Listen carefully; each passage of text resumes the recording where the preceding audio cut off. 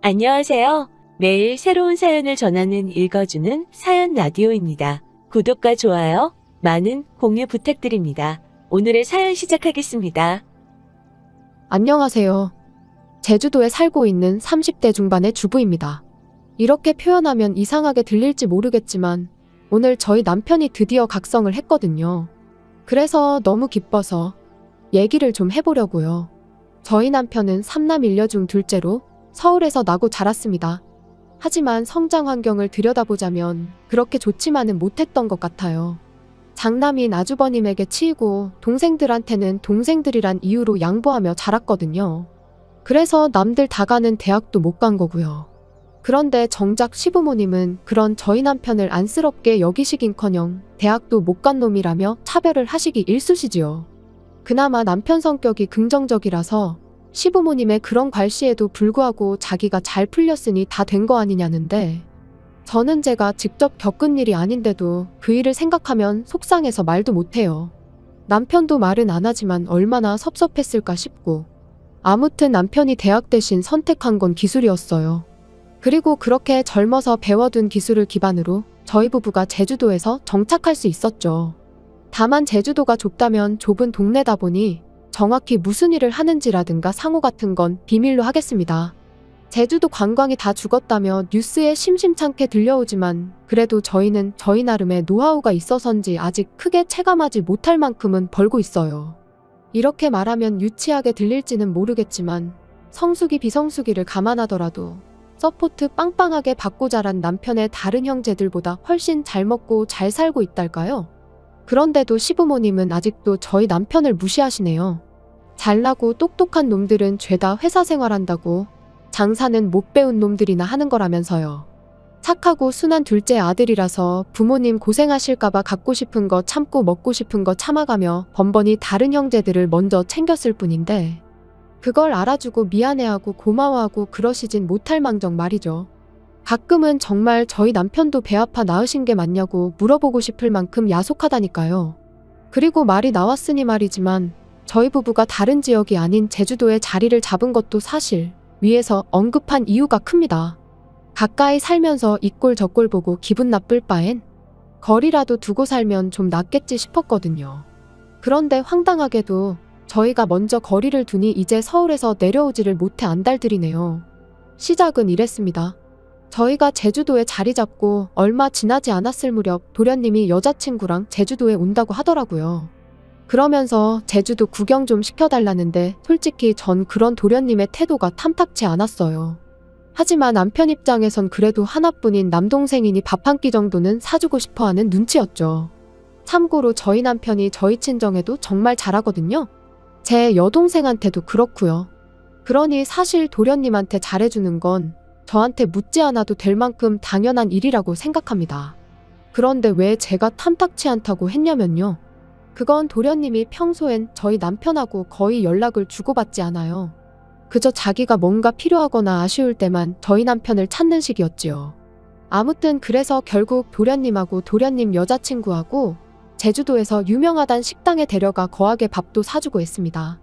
그런데 이걸 신우도 알게 되면서 또 놀러오고, 또 뒤이어 질세라 아주버님하고 형님도 애들까지 데리고 내려오고, 그러니 돈도 시간도 속된 말로 얼마나 까먹었는지 몰라요. 게다가 솔직히 신우랑 형님은 평소엔 자기들끼리 딱 붙어서는 얼마나 뒤에서 제 욕을 하고 다녔는지 다 아는데 제주도 내려와서는 어찌나 친한 척을 해대던지 기가 막혔죠. 게다가 처음 내려왔을 때 한번 잘해줬더니 그게 응당 당연한 거라고 생각한 건지 이후로 툭하면 무슨 통보하듯 제주도 간다 누구랑 간다 해가며 연락을 해오는 거예요. 그리고 그럴 때마다 스트레스가 이만저만이 아니었어요. 물론 누군가는 그럼 그럴 겁니다. 그런 연락 그냥 무시하면 그만이지 않냐고요. 하지만 그때만 하더라도 아예 시댁하고 연을 끊고 산다거나 그런 건 생각해 본 적도 없었으니 무시하는 건 어려운 일이었어요. 무시했다간 또 저나 저희 남편에 관해서 어떤 험담을 하고 다닐지 가늠도 안 됐고요. 여담이지만 저희 남편이 바보도 아니고 솔직히 시부모님이나 형제들이 자기를 얼마나 무시하고 깔보는지는 잘 알고 있었어요. 하지만 그렇다고 자식이 부모를 모른 채 할 수 있냐, 형제를 버릴 수가 있냐 하는 사람이었습니다. 그리고 뭐 그래 다 좋다 치자고요.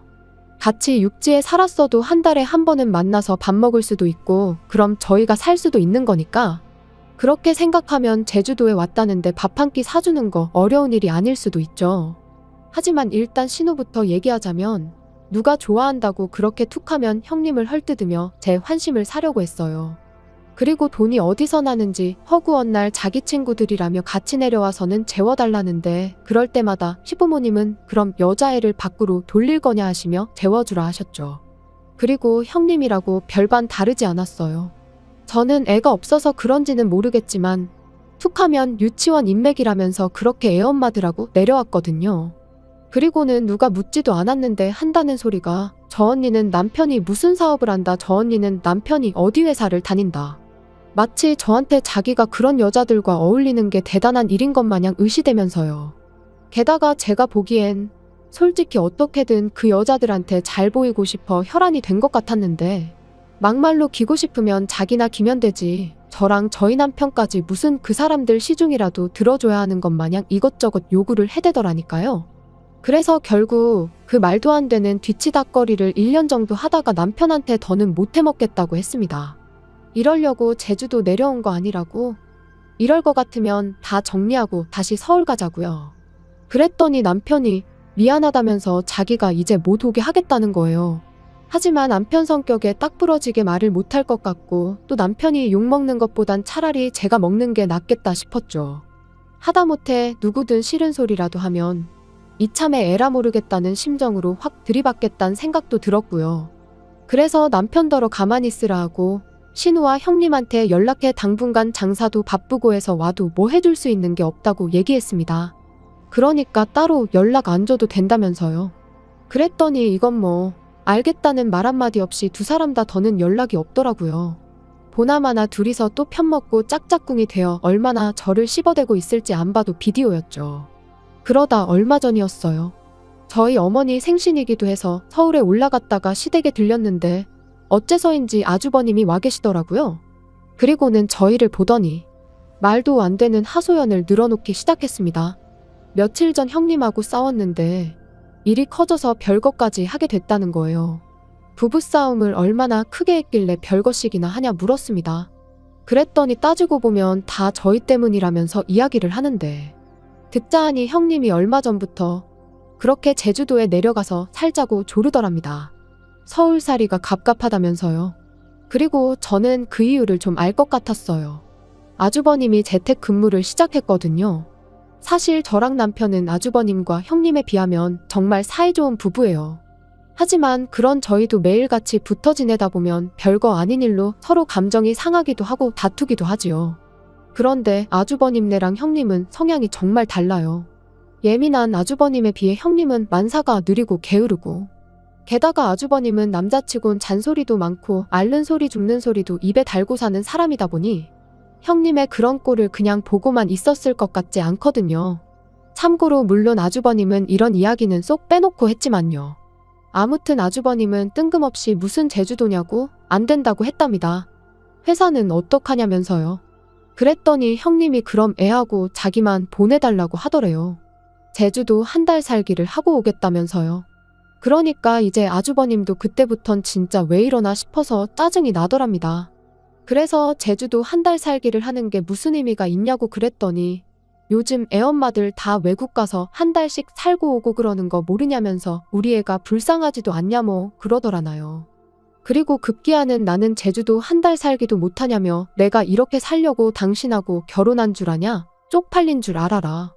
지 동생 그러니까 저희 남편 말이에요. 저희 남편이랑 비교를 하면서 지 동생만도 못하다고. 그까짓 대학 좋은데 나온 게 다 무슨 소용이냐. 돈도 쥐똥만큼 벌어오면서. 그리고는 가서 막노동을 하든 대리를 하든 돈 더 벌어오라고. 그래서 나랑 애도 제주도 한 달 살기라도 좀 해보게 돈 좀 벌어오라고 보채더라는데. 듣는 내내 황당했죠. 그리곤 짐작이지만 맨날 유치원 인맥이니 어쩌니 해가며 돈 많은 언니들 시녀짓을 자진해서 하고 다니더니 허파에 바람이 들어도 단단히 들었구나 싶었고요.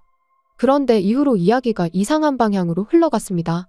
아주버님은 계속해서 한참 동안 하소연을 이어가더니 따지고 보면 저희도 잘못이 있대요.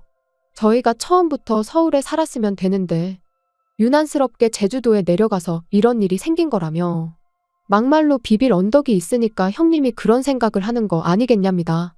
그리고는 제주도에 자기네가 왔건 말건 저희가 아는 척을 해주지 말았어야 한다는데 돈은 돈대로 쓰고 욕은 욕대로 먹으니 저도 더는 참을 수가 없었죠. 누가 제주도에 좀 와달라고 사정을 한 것도 아닌데 괜히 와서는 사람 시간이며 돈이며 다 쓰게 할 땐 언제고 고맙다는 말은 고사하고 그런 식으로 나오면 안 되는 거 아니냐. 부부싸움에서 속상한 건 알겠는데 엄한 데다 화풀이하지 마셔라. 보기 안 좋다. 그랬더니 자기도 더는 할 말이 없었는지 자기가 예민해져서 말이 좀 심했다며 미안하다대요. 그래서 저도 더는 말 안 하고 그냥 알겠다고 했어요. 그리고 앞으로는 아주버님 입장 생각해서 아주버님이랑 형님이 제주도에 같이 오시게 되든 형님만 오시게 되든 적당히 선도 긋겠다고 했지요. 집에 올라오는 길 남편이 저더러 속이 다 시원했다면서 고맙답니다. 자기도 듣는 내내 열받아 죽는 줄 알았다면서요. 다만 자기는 한 번도 형한테 대드는 건 생각해 본 적이 없었다면서 한다는 말이 자기 형이 저한테 사과를 할 줄은 몰랐대요. 그리고는 앞으로 자기도 할 말은 하고 살아야겠다길래 그러라고 기죽어 살 필요 없다고 했지요. 그리고 이후로 한동안 조용했는데 오늘 아버님한테 벼랑간 연락이 왔어요. 그리고는 대뜸 저희더러 제사를 가져가랍니다. 생각지도 못한 말씀에 저희가 왜요 했더니 저희가 잘못이 크다나요. 참고로 원래 제사는 큰아버님 댁에서 지내셨습니다. 그런데 올해 초 큰어머님이 돌아가시면서 이번 추석부터는 저희 어머님이 받아서 지내시기로 되어 있었거든요. 그런데 아버님 말씀이 아주버님 일로 어머님이 스트레스를 너무 받으셔서 힘이 없다고 하신답니다. 그러니 저희가 해야 한다나요? 황당해서 설령 저희가 제사를 가져간다 치면 매년 명절 때마다 어떻게 가족들이 모이냐고 했어요. 그랬더니 그거야 다 같이 제주도로 내려가면 된다면서 내려간 김에 제사도 지내고 관광도 하고 그러면 되니까 걱정하지 말랍니다. 그리고는 비행기표는 돈 잘 버는 저희가 사서 보내주면 되는 거고 잠이야 저희 집에서 자면 되는데 뭐가 걱정이냐고요. 그리고 그제서야 아차 정신이 번쩍 들었죠. 제사를 가져오는 걸로 끝날 일이 아니구나 싶어서요. 그래서 저도 그게 무슨 말씀이시냐 왔다 갔다 하시는 거 다 알아서 하셔야 한다. 그리고 오셔도 재워드릴 수도 없으니 그런 기대는 마셔라 했습니다. 아주버님네 챙겨줬다가 얼마나 욕을 먹었는데 저희가 미쳤다고 또 그 짓을 하겠냐고요. 그랬더니 저희더러 부모 형제 다 버리고 제주도까지 내려가서 살 때는 이만한 가구도 없었냐는데 솔직히 말이 좋아 이 꼴 저 꼴 보기 싫어 떠나온 거지 사실 쫓겨난 거나 다름없다고 생각합니다. 부모님이 잘해주시고 형제들과 사이가 좋았으면 굳이 뭐 한다고 연고도 없는 제주도까지 내려와서 지낼 생각을 했겠어요. 그리고 그때 밖에서 일을 보고 들어온 남편이 저더러 누구냐고 묻길래 아버님이랑 통화 중인데 미치겠다고 그러니까 자기가 통화하겠다며 핸드폰을 달라고 하더라고요.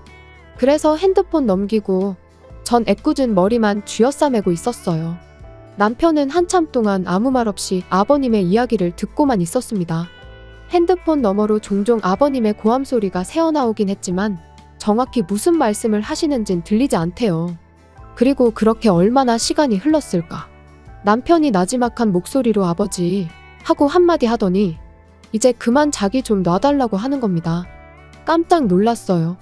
그런 목소리며 톤이며 처음 들어봤거든요. 아무튼 남편이 하는 말은 이랬습니다.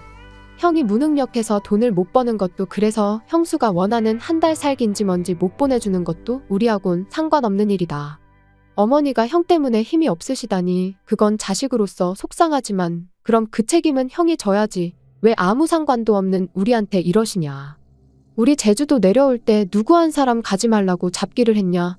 아니면 가서 먹고 사는데 보태라고 단돈 1,000원이라도 줬냐. 그리고 마지막에 덧붙이길 내가 아직도 어렸을 때 이리저리 치이던 둘째로 보이시냐. 나는 이제 그 아이가 아니다. 이제 지켜야 할 내 가족이 있고 사업이 있다. 그러니 더는 이런 말도 안 되는 요구는 하지 마시라. 솔직히 가족들한테 매번 퍼주기만 하는 마음 여린 남편인 줄 알았고 지난번에 했던 이제 할 말은 하고 살아야겠단 말은 그저 하는 말인 줄로만 알았는데 자기가 알아서 확실하게 선을 그어주니 전에 없이 믿음직스럽게 느껴지대요. 그리고는 괜찮냐니까 자긴 아무렇지도 않답니다.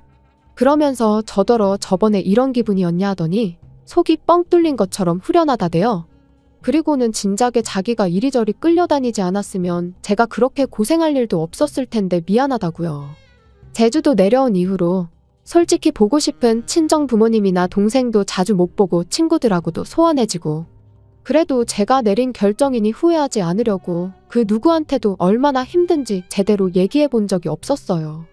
하지만 오늘 남편의 강단 있는 모습을 보니 너무 많이 재지 않고 남편 하나만 보고 내려온 제 결정이 옳았다는 확신이 듭니다. 그래서 앞으로도 남편이 하는 말과 가는 길은 믿어 의심치 않고 따라줄 거예요. 긴 이야기 들어주셔서 감사합니다. 오늘의 사연은 여기까지입니다. 구독과 좋아요, 알람 설정해주시면 앞으로 더 좋은 사연으로 찾아오겠습니다. 감사합니다. 감사합니다. 안녕하세요. 매일 새로운 사연을 전하는 읽어주는 사연 라디오입니다. 구독과 좋아요, 많은 공유 부탁드립니다. 오늘의 사연 시작하겠습니다. 안녕하세요. 올해로 결혼 5년차를 맞는 3살 아이 키우는 여자입니다. 결혼하고부터 여태까지는 시댁과 관계가 좋았어요. 하지만 얼마 전부터 상황이 조금 달라지게 되었습니다. 어머님께서 살아계실 때 지병으로 고생이 많으셨어요. 그래서 병수발까지는 아니지만 한 주에 2-3번씩은 퇴근길에 시댁에 들려 밀려있는 집안일을 해놓고 오곤 했었거든요. 그러다 어머님이 결국 세상을 떠나셨고, 그러자 아버님께서는 번거롭지 않냐, 이제 안 와도 된다고는 하셨는데, 막상 한 달 정도 지나 시댁에 가보니 집이 개판이었고 아버님은 식사도 제대로 못 챙겨 드셨던 것 같았죠. 밥솥은 언제 마지막으로 쓴 건지 먼지만 한가득 쌓여 있었고, 밥솥에 쌓인 먼지만큼 분리수거함에도 배달 용기가 한가득이었으니까요. 그래서 그때부턴 다시 한 주에 1-2번은 퇴근길에 시댁에 들리기 시작했어요. 모시고 사는 것도 생각을 안 했던 건 아닌데 저희도 상황이 상황인지라 그건 어려웠거든요. 그런데 얼마 지나지 않아 제 회사 일까지 바빠지면서 퇴근길에 들리는 것조차 여의치 않은 상황이 된 거예요.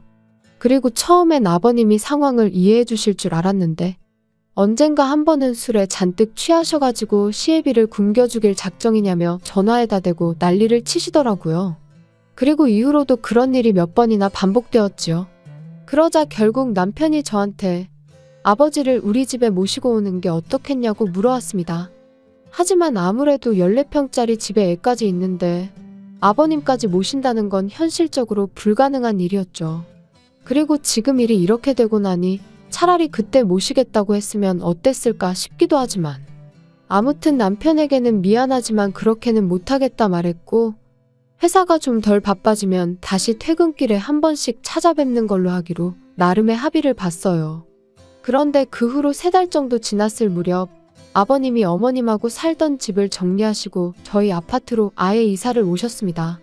그리고 이 모든 일이 사전에 저희랑 상의가 되었던 거라면 제가 이렇게 사연까지 적는 일은 없었을 텐데요. 이미 집까지 구해서 이사를 오신 건데 나가시라고 할 수도 없고, 그래서 상황이 당혹스럽기는 했지만 그동안 퇴근길에 한 번씩 일부러 시간 내서 시댁에 다녀오는 게 부담스러웠는데 이제 적어도 그런 부담은 없겠다고 어떻게든 좋은 쪽으로 생각하려고 했어요. 그런데 아버님이 이사를 오시기가 무섭게 바로 문제가 생겼습니다. 퇴근하고 집에 왔더니 아버님이 저희 집에 와 계시더라고요. 집 비밀번호는 남편을 통해 알아내셨다면서요. 남편은 야근이라 12시는 돼야 올 거라고 말씀드렸는데 아버님은 그래도 기왕 아들 집에 왔으니 얼굴은 보고 가시겠다며 어깃장을 놓으셨습니다. 그리고 저는 그런 아버님께 엎어지면 코 닿을 거리에 사는데 왜 그러시냐 한마디 하고 싶었지만 한편으론 얼마나 적적하셨으면 저러실까 싶어 꾹 눌러 참았어요. 그리고 그 덕에 저는 옷도 편하게 입지도 못하고 제대로 쉬지도 못한 채 벌 아닌 벌을 서게 된 거죠. 이후로 12시가 넘어서야 집에 온 남편을 아버님은 붙들고는 놔주질 않으셨고, 그래서 마침내 집에 가실 때 시계를 보니 새벽 2시가 다 되어가대요. 어이가 없었고 남편한테 비밀번호는 왜 알려드렸냐고 따질 생각이었지만 그럴 기력도 남아있질 않아 쓰러지듯 잠들었습니다. 그리고 그 다음 날도 아버님이 제 퇴근 시간에 맞춰서 집에 오시기 시작했어요. 어떨 땐 먼저 들어와 계실 때도 있었고요. 그리고 그런 아버님께 나가달라고 하자니 차마 입이 안 떨어지대요. 남편은 남편대로 그냥 저한테 무조건 미안하다고 사과만 할 뿐, 이 상황을 해결하려는 의지는 없는 눈치였고요. 정말이지, 모시지만 않았지 모시고 사는 거나 다름없는 날들이었어요. 정말 피곤한 날도 아버님 때문에 저녁 식사를 준비해야 했고, 식사 후에는 자연스레 거실에서 TV를 차지하고 계시니 집에서 제가 편하게 쉰다는 건 거의 불가능한 일이었지요. 그리고 말이 나왔으니 말이지만 반찬 투정은 또 얼마나 심하셨는지 몰라요. 고기 반찬이 없으면 밥상머리에 풀떼기밖에 없다고 짜증을 내시기 일쑤셨고, 나중에는 아예 내일은 이거 해달라 저거 해달라 메뉴를 정해 통보를 하시대요. 그리고 이런 날들이 3달 넘게 이어지니 정말 정신이 나갈 것 같더라고요. 게다가 처음엔 그래도 주말에는 아버님이 안 오셨는데 언젠가부터는 주말에도 저녁 식사는 같이 하는 게 좋겠다면서 초인종도 안 누르고 그냥 문 따고 들어오셨습니다.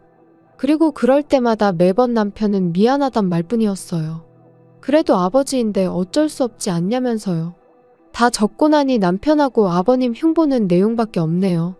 사실 남편 말 맞다나 아예 처음부터 시부모님을 모시고 사는 사람들도 있는데 그에 비하면 저희 아버님은 저녁 때만 왔다 가시는 거니 제가 너무한 건가 하는 생각이 들기도 해요. 정말이지 저도 제가 원하는 게 뭔지 도대체 어떻게 하고 싶은 건지 모르겠기에 머릿속을 정리하면서 위로도 좀 받고 싶어 이렇게 사연을 보냅니다. 혹시나 저랑 같은 상황을 겪으신 분이 있다면 어떻게 하는 게 현명한 대처인지 조언 한마디 부탁드려요. 안녕하세요. 얼마 전에 어머님 돌아가시고 나서 아버님이 집 근처로 이사와 매일같이 집에 찾아온다는 사연 적어보냈던 사람입니다. 벌써 2달이나 지났다는 게 시간이 참 빠르구나 싶네요. 아니면 매일같이 시달려서 시간 가는 줄 몰랐던 걸 수도 있고요. 잠들기 전이면 항상 제 사연에 달리는 댓글을 확인했었는데 뭐하러 참고 사냐며 이혼하란 사람들이 많았어요. 그리고 솔직히 처음엔 사람들이 남의 일이라고 너무 쉽게 이혼 이야기를 꺼내는구나 싶었죠. 이제 와서 말이지만 저한테 이혼이라는 옵션은 아예 없는 거나 마찬가지였어요. 어떻게든 지금 이 상황만 현명하게 넘기면 괜찮을 거라고 생각했으니까요. 그런데 누군가가 남긴 지금 이혼하지 않으면 시아버지 돌아가시는 날까지 그렇게 시달리며 살아야 될 거라는 댓글을 읽었을 땐 뒤통수를 맞은 듯 큰 충격을 받았습니다. 남편하고 한번 허심탄회하게 이야기해보란 댓글도 있었는데 왜 안 해봤겠어요. 하지만 그럴 때마다 남편은 그저 고장난 라디오 마냥 고맙다 미안하다 말뿐이었으니 나중엔 대화도 무의미하게 느껴지더라고요. 아무튼 어찌저찌 마음속에 참을인자 새겨가며 하루하루를 버티고 있었는데 결국 아버님하고 부딪히고 말았네요. 아버님은 평소에도 반주를 즐겨 하시는 분이셨는데 어머님 돌아가시고 나서는 더 자주, 더 많이 드시더라고요. 그리고는 언젠가부턴 저희 집에 오실 때도 술은 잊지 않고 챙겨오기 시작하셨지요. 그리고 그날도 어김없이 제가 어린이집에서 아이를 데리고 퇴근을 하니 아버님이 먼저 와 계셨어요. 무슨 보물단지 마냥 소주 2병을 끌어안고요. 아버님이 아이랑 놀아주신다길래 저는 저대로 저녁 식사를 준비하기 시작했습니다.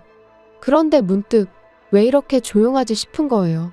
그래서 거실로 나가보니 세상에 아버님이 안주도 없이 소주를 드시고 계시대요. 게다가 제가 보고 있다는 걸 모르셨는지 아버님이 저희 애 입에다 소주병을 가져다 대시면서 너도 좀 먹어봐라. 음료수야 음료수 그러시는데 너무 순식간이라 이런저런 생각할 겨를도 없었어요. 그냥 너무 놀라서 반사적으로 아버님 손에 들린 소주병을 밀어버렸죠. 그리고 다행히 저희 애가 맛은 못 본 것 같더라고요. 그런데 아버님은 지금 네가 나를 쳤냐면서 고래고래 소리를 지르기 시작하셨습니다. 그리고 그때부턴 저도 눈이 뒤집어졌던 것 같아요. 아버님더러 제정신이시냐고 따졌습니다. 참고 살다간 평생 끌려다닐 거란 사람들의 말도 생각났고 제 아이를 위해서도 그냥 넘어가선 안 되겠다 싶었거든요. 아버님한테 지금 제정신이냐고 겨우 3살짜리 손자한테 술을 음료수라며 주는 할아버지가 세상에 어딨냐고 쏘아붙였습니다. 그랬더니 아버님이 그거 좀 먹는다고 애가 어떻게 되는 것도 아닌데 제가 당신을 아주 잡아먹을 기세라며 소리를 지르시곤 화장실로 휙 들어가시대요. 그리고 1분 정도 지났나 벼랑간 집안에 담배 냄새가 차오르기 시작했어요. 알고 보니 아버님이 분을 삭히지 못하시고 화장실에서 흡연을 하셨던 거지요. 어이가 없어서 화장실 문 두들기며 당장 나오시라 했어요. 무식하게 누가 요즘 실내에서 담배를 피냐고, 그리고 간접 흡연이 애한테 얼마나 안 좋은지 모르시냐고, 대체 아버님 땡 놔두고 저희 집에 오셔선 행패시냐고. 저도 그간의 울분 때문인지 악다구니를 썼네요. 그랬더니 결국 아버님이 술맛 다 떨어졌다, 여기 괜히 왔다 하시면서 당신 집으로 가셨습니다. 현관문을 어찌나 세게 닫으시던지 문 다 부서지는 줄 알았네요. 그리고 그제서야 남편이 기껏 한다는 말이, 그래도 며느리가 시아버지한테 태도가 그게 뭐냐입니다. 어이가 없어서 남편한테 한마디 했어요. 그러니까 진작에 당신이 아버님 단속 좀 하지 그랬냐고요. 그랬더니 아버지가 애한테 설마 진짜 술을 먹일 생각이셨겠냐면서 장난으로 그러신 걸 텐데, 평소에 제가 워낙 아버님이라면 싫어라 했으니 그런 반응을 보인 거랍니다. 장인어른이었으면 그런 식으로 행동하지 않았을 거라면서요. 애를 생각해서라도 큰 소리는 그만 내야지 싶었지만 어찌나 남편이 뻔뻔하게 나왔는지 몰라요. 잘났다고 하는 말이, 얼마나 아버님이 외로우셨으면 이사를 다 오셨겠냐. 새끼 다 챙겨드리라는 것도 아니고 저녁 한 끼 같이 먹자는데 그게 그렇게 거슬리냐면서, 막말로 모시고 사는 것도 아닌데 저더러 너무한다나요? 그러면서 반대로 저희 친정아버지였으면 제가 이렇게 나왔겠냐고, 아마 벌써 모시고 왔을 거랍니다. 그리고 제가 아니어도 자기가 모시고 살자고 했을 거라는데 어찌나 기가 막히던지. 정말이지 이 인간이 제정신인가 싶었어요. 차라리 평소처럼 말이라도 고맙다 미안하다 했으면 저도 적당히 하고 애 때문에라도 그만했을 텐데, 이제 보니 속으론 저를 잔뜩 원망하고 있었구나 싶었으니까요. 그래서 그렇게 모시고 살고 싶으면 당신이 직접 모시고 살라고 했습니다. 대신 나랑 이혼부터 하고 당신 혼자 모시라고요. 그랬더니 그제서야 언성 높이던 남편이 어버버버 거리면서 말을 잇지 못하대요. 아마 제 입에서 이혼이라는 두 글자가 절대 나오지 않을 거라 믿었던 거겠죠. 그리고 그날 밤 남편이 저에게 미안하다며 또다시 화해의 손길을 내밀었어요. 그리고 전 이번만큼은 평소의 습관처럼 하는 사과가 아닌 남편의 진심이라고 믿었죠. 아버님한테는 자기가 잘 이야기해보겠다고 하길래 이제야 남편이 자기 역할을 해주는 건가 하는 기대도 컸고요. 그리고 실제로 이튿날이 일요일이었는데 정말로 아버님이 오시질 않으셨습니다. 그래서 남편이 말을 제대로 했구나 싶었는데 제 착각이었어요. 기분 좋게 퇴근하고 집에 왔더니 아버님이 아무렇지도 않은 표정으로 집에 먼저 와 계셨거든요. 바로 남편에게 전화를 걸어 아버님이 와 계시는데 이게 무슨 일이냐고 따졌습니다. 말씀 잘 드린 거 아니었냐고요? 그랬더니 남편이 우물쭈물하더니 막상 아버님을 뵈니 차마 매정한 말이 안 나오더라나요. 그러면서 그동안 아버님하고 그래도 잘 지내지 않았냐며 저더러 조금만 더 참아달랍니다. 대신 아버님이 애한테 이상한 짓 같은 건 못하게 자기가 단단히 감시를 하겠다면서요. 통화가 끝나고 얼마 지나지 않아 남편이 집에 왔어요. 그래서 남편더러 아버님 옆에 앉으라 하군 전 그러면 어쩌겠냐고 당신이 원하는 대로 모시고 살라 했습니다. 대신 나는 그동안 친정에서 지내겠다면서요. 그랬더니 아버님이 대번에 부부가 따로 떨어져 사는 게 말이나 되냐면서 무슨 친정 타령이냐고 싫은 소리를 하시대요. 그래서 저도 남편과 떨어져 지내보면서 이대로 남편 없이 살아도 괜찮은 것 같으면 이혼할 생각이라 했습니다. 남편도 저보다는 아버님이 더 필요한 것 같다면서 말이죠. 그랬더니 그제서야 아버님도 심각함을 느끼셨는지 저한테 사과를 하셨어요. 당신이 제 호의를 너무 당연하게 누린 것 같다면서 미안하다고요. 그 후론 아버님이 연락 없이 저희 집에 찾아오시는 일은 없습니다. 다만 엎어지면 코 닿을 거리에 살고 계셨으니 이젠 저희 부부가 찾아뵙고 있어요. 매일은 아니고 일주일에 한두 번 정도 냉장고에 반찬 꽉꽉 채워드리고 오지요. 밥솥도 어떻게 사용하시는 건지 알려드렸고요. 지금도 아버님 앞에서 이혼 이야기까지 꺼냈던 걸 생각하면 마음이 편치는 않아요. 하지만 이제 서로가 서로를 이해하게 되었으니 앞으로 더는 그런 일은 없겠죠? 앞으로 잘해드릴 거예요. 긴 이야기 들어주셔서 감사합니다. 오늘의 사연은 여기까지입니다. 구독과 좋아요, 알람 설정해주시면 앞으로 더 좋은 사연으로 찾아오겠습니다. 감사합니다. 감사합니다. 안녕하세요. 매일 새로운 사연을 전하는 읽어주는 사연 라디오입니다. 구독과 좋아요, 많은 공유 부탁드립니다. 오늘의 사연 시작하겠습니다. 안녕하세요. 결혼 생활 8년 개고생만 하다가 이혼했어요. 워낙에 도움받은 게 하나도 없다 보니 아빠 없이 애 키우는 게 그렇게 힘들지는 않네요. 다만 아빠 없이 커가야 할 아이를 생각하면 그거 하나만큼은 미안할 따름입니다. 부모님이 육아를 도와주신다고는 하지만 여태까지 염치 없이 부모님 도움받아 왔는데 이혼한 마당에 부모님 고생을 더 시키진 않으려고요. 제 결혼 생활은 시작부터 순탄치 않았습니다. 세상 어느 누가 결혼하면서 내 인생이 이렇게 꼬여버릴 거라고 생각을 하겠나요? 저 또한 남편과 결혼 준비를 하면서 앞으로 펼쳐질 행복하고 밝은 미래만 생각했어요. 한참 결혼 준비할 당시에 남편이 시부모님한테 결혼 자금으로 얼마 정도 받을 수 있다는 말을 꺼냈을 때 조금 부담스러웠습니다. 저희 집이 찢어지게 가난한 건 아니었지만 시댁과 비교했을 때 비교적 여유가 없는 편이었거든요. 애초에 저는 결혼할 때 집에서 지원을 받아오기보단 어떻게든 저희들 힘으로만 해결해 볼 계획이었어요. 그런데 남편이 집에서 큰 돈을 받아온다고 하니 괜히 부모님께 부담을 드리는 것 같아서 마음이 무거웠어요. 남편한테 솔직하게 나는 집에서 지원을 받아올 상황이 아니니 그냥 우리 힘으로 시작하는 게 어떻냐고 물었습니다. 남편은 형편 닿는 대로 하는 거지 무슨 걱정이냐며 저희 집에서 지원을 안 해줘도 우리 결혼하는데 아무 문제 없게 하겠다고 했지요. 그런 남편한테 미안하기도 하고 고맙기도 했어요.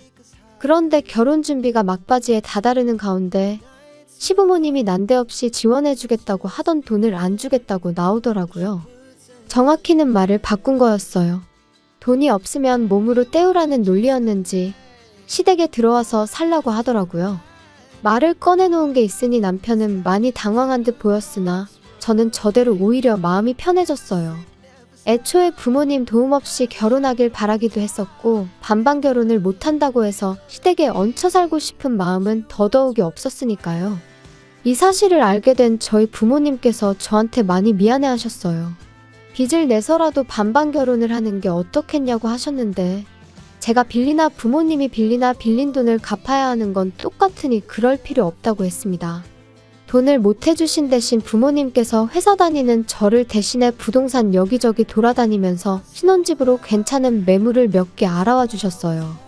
그렇게 직장인 전세 대출을 받아서 모자란 돈을 메꾸고 신혼집을 구해 결혼을 하게 되었습니다. 신혼여행은 해외로 다녀오려고 했는데 상황이 이렇게 되는 바람에 그냥 국내로 짧게 다녀왔어요. 어쩌다 보니 친정집하고 거리가 가까운 위치라서 저희 집에서 반찬도 이것저것 해다 주시고 결혼 생활하면서 친정 도움을 톡톡히 보았죠. 아이 태어나면서 오며 가며 아이도 봐주시기도 했고요. 결혼 생활 1년 후에 아이를 갖게 되었어요. 전세 생활 청산하고 자가로 이사 가려면 아직도 돈을 더 모아야 하는 상황이었지만 돈 없다고 아이 없이 살고 그럴 생각은 아니었거든요. 친정어머니가 도와주시면 출산하고 복직도 바로 할 수 있었으니 나름대로 계획이 다 있었습니다. 아이 태어나고 나서 딱 2달 몸 추스르고 친정어머니 도움받아 바로 출근을 했어요. 괜히 남편 외벌이 시켰다가 행여라도 남편이 너 때문에 시댁 지원 포기하고 나 혼자만 힘들게 일한다고 생각할 수 있으니까 휴식은 저한테 사치나 마찬가지였죠. 정확히 아이 태어나기 전까지 시댁에서는 그 어떤 간섭도 하지 않았습니다. 지금 생각해보면 아마 아이 태어나고 나서 사는 게 힘들면 뒤늦게라도 시댁으로 기어들어올 거라고 생각했었던 것 같네요. 개고생하다가 정신 차리면 시댁에 도와달라고 기웃거리진 않을까 싶었나 봐요. 그런데 저희가 생각보다 잘 살고 친정어머니 덕분에 바로 복직해서 맞벌이 하면서 잘 살고 있으니까 심술이 났던 거죠. 그러니까 언젠가부터 시어머니가 저희 생활에 간섭을 하기 시작했어요. 친정이랑 가까이 산다고 시댁은 아주 거들떠도 보지 않느냐며 이틀 3일에 한 번꼴로 전화를 해서 잔소리를 하기 시작했죠. 그전까지는 시댁에 간다고 연락이라도 하면 같이 살기 싫어서 집 나가 사는 것들이 뭐가 좋다고 우리 집에 올 생각을 하냐며 오지 말라고 했던 사람이 말을 싹 바꿔서 저희가 친정만 챙기고 시댁을 소홀히 하는 것처럼 말하니 어이가 없더라고요. 남편과 상의 후에 2, 3주에 한 번은 무조건 시댁에 다녀오기로 했어요. 매주 시댁에 다녀오는 건 사실상 불가능한 일이고 한 달에 한 번은 너무 뜨문뜨문 가는 게 아닌가 싶어서 그렇게 정했던 겁니다. 그렇다고 저희가 시댁에 간다고 해서 시어머니가 저희를 반겨주거나 한 적은 한 번도 없어요. 아들이랑 손자는 애틋하니 그나마 이뻐해 주셨지만 저는 항상 찬밥 신세였지요. 처음 시댁에 갔을 때 빈손으로 갔다고 욕도 엄청 먹었어요. 시댁에 방문하는데 며느리란 게 어떻게 껌 한 통도 안 사들고 올 수가 있냐면서 친정부모님 거들먹거리면서 예의가 어쩌고 집에서 그렇게 가르치더냐 저쩌고 하면서 타박을 해왔습니다. 친정에서는 저희 어떻게든 뭐 하나라도 아끼게 해주고 싶어서 반찬도 이것저것 챙겨주시고 그랬는데 시댁은 저희한테 항상 무언가를 바라기만 했어요. 시어머니 눈에는 제가 그냥 합가해서 같이 살기 싫어서 아들 꼬셔 집 나가 살고 있는 나쁜 년으로 보였겠지요.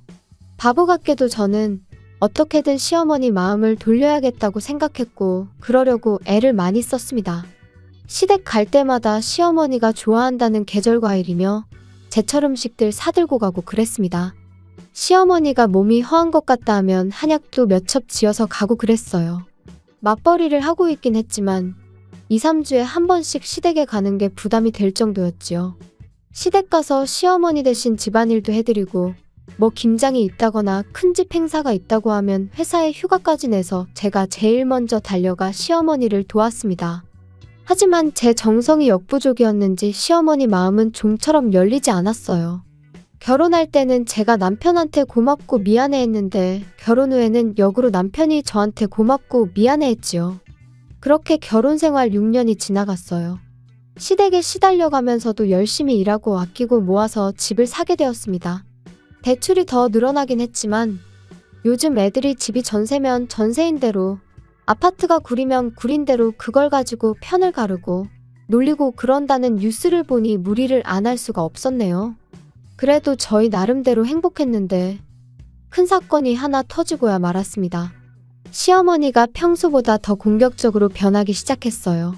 처음에는 저희가 이제 번듯한 집까지 갖게 되었으니 그게 열받아서 저한테 더 모질게 하는구나 싶었는데 가만 보니 했던 말을 자꾸 또 하는가 하기도 하고 뭘 자꾸 깜빡깜빡 하기도 했어요. 시어머니랑 좋은 사이는 아니지만 TV 프로에서 봤던 치매 증상에 대한 내용이랑 거의 맞아떨어지는 부분이 많아서 걱정이 되더라고요.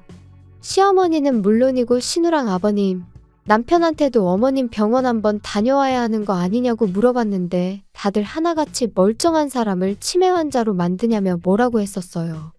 하지만 날이 갈수록 제가 알고 있던 증상과 똑같은 행동들을 반복하시니 억지로라도 제가 모시고 다녀와야겠다는 생각이 들더라고요. 그리고 우려했던 일이 실제로 벌어지고 말았습니다.